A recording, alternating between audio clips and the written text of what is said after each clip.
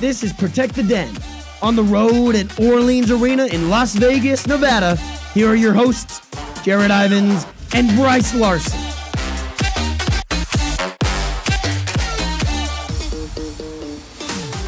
From Orleans Arena in Las Vegas, Nevada, I'm Jarod Ivins alongside Brice Larson, but Jarod? It's beautiful. UVU won the WAC tournament. We haven't even left Vegas. We just decided to stay because life is that good.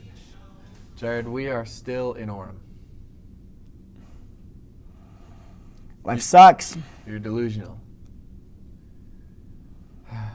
All sports are canceled. We had an earthquake. There is a worldwide pandemic sweeping the entire face of this earth. But in other news, we're still doing Protect the Den, and we will continue to do so until we are no longer living, because social distancing doesn't really work with Brice and I. We live together. You see, we're roommates. So we're going to keep bringing you the show. We have to. It's a need. Absolutely. For your entertainment and for us to not go insane, it's the only thing we have left. But we're here for it. We're here for it. We're thankful for Joe. He's out at the apartment producing this from a remote location, keeping that social distancing on point. Keeping the numbers of the groups down. It's true. But we have a great show today. We're going to go over some headlines. We're going to talk about what the fetch is going on. UVU's losing some players, who's going to be playing for UVU next year, and give the MVP for the women's and men's hoops teams this year. It's going to be an awesome show. Our headlines, as we jump straight into it, I'm just sad, as you can tell. It's heartbroken. Men's basketball finishes the I don't know what to do without sports. 11-19. We should be watching some March Madness at this time. March Sadness. But we're not. But the basketball team went 5-10 in WAC play.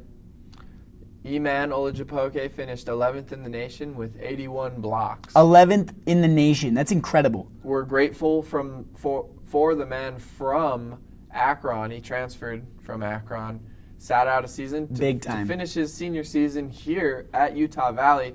And we're grateful that he chose Utah Valley because he was a huge difference on the defensive end for the Wolverines this last season. A real game changer.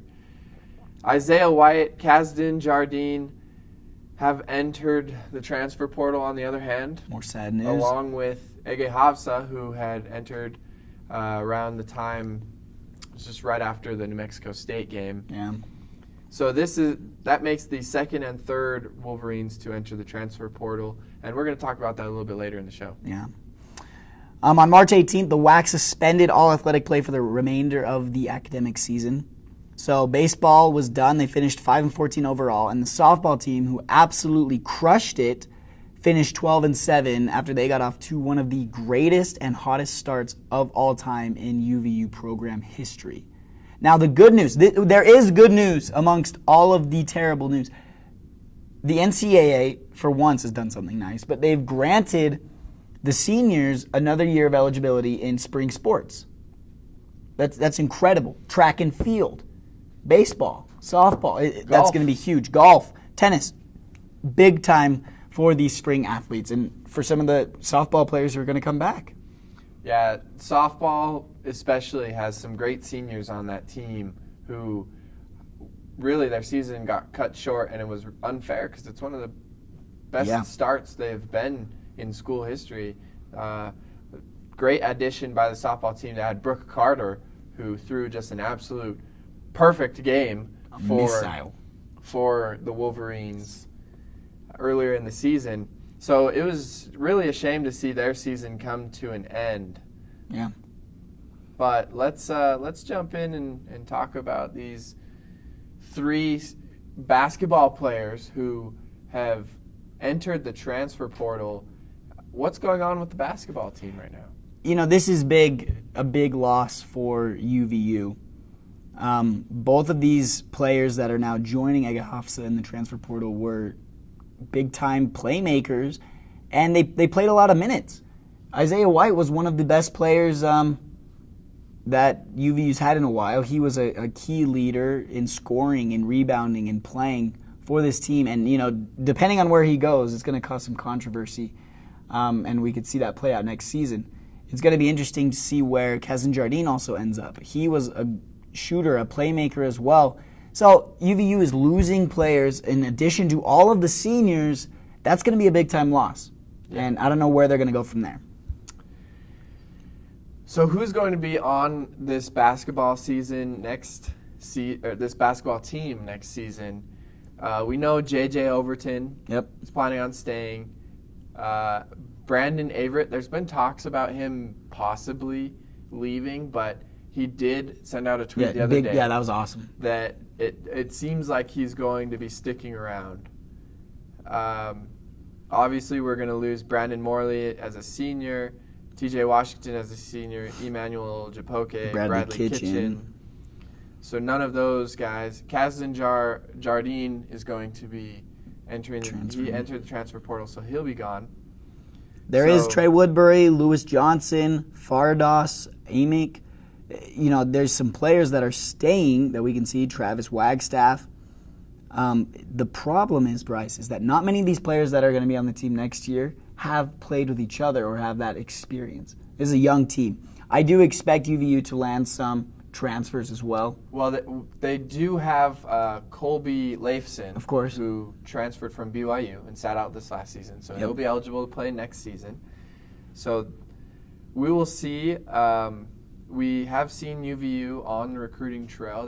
They've offered a couple kids, a kid out of Texas and a couple more kids as well. So it'll be interesting to see how Mark Madsen sculpts this next roster. Hopefully they can catch a couple more transfer portal guys. Grad transfers would be huge. Need that senior guys leadership. That come in, with senior leadership, exactly. And we'll see what happens. And I think that's going to show what this team and what this coaching staff especially is made of, to see if they can get the necessary guys on this squad to be able to put together wins and get it done. But throughout this past season, there has been some amazing games, amazing plays, and amazing players. So we're going to highlight and nominate now the MVPs of Protect the Den this year for both men's and women's basketball. Brice, take it away for us. All right, let's start on the men's side. Of course, none other than Emmanuel Olajupoke. E-Man! Incredible performance by E-Man this year. Yeah, and when players are dominant on the defensive side of the ball, they tend to not get as much recognition as those dudes that can really score the ball. So we wanted to make sure that Emmanuel Olajupoke gets that recognition. So he is the Protect the Den MVP of this season for the men's basketball team. Once again, 81 blocks, finished 11th in the nation in that category. His high for blocks came against Weber State on the 4th of December. He had 6 blocks in that game. He held a block party. Literally, his own block party. Had a whole block party, invited all of his best friends. It's incredible. For the women's MVP this year, it could be none other than Jordan Holland. Jordan Holland broke the record. She scored 1,000 points in her career. That's just absolutely incredible. She averaged 12.8 points per game while having 6 rebounds to go along with that. So she was mainly the rock and the gel of this team.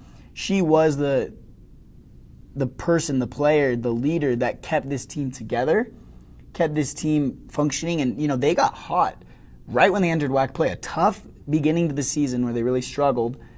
But then we saw them win a great stretch of games, and she was the main reason that they did that. Yeah, she had an amazing season and an amazing career here at Utah Valley. Once again, we're grateful for these 2 seniors to lend their services, choose Utah Valley, and they've really put their name on the wall here. No one's going to forget these 2 great seniors that have played here at Utah Valley. Once again, we're grateful, and congratulations on being named the MVP for Protect the Den for this previous season. Yeah, the first ever MVPs for the year, and we're so excited about it. Coming up in the coming weeks, we're going to keep bringing you Protect the Den wherever we are, however we're going to produce it, and however you watch it, whether it's YouTube, Twitter, any podcast location, whether you watch us live in the coming weeks. We're very excited for that. Keep a watch out. Please wash your hands. Don't touch your face. But until we see you again, protect the den.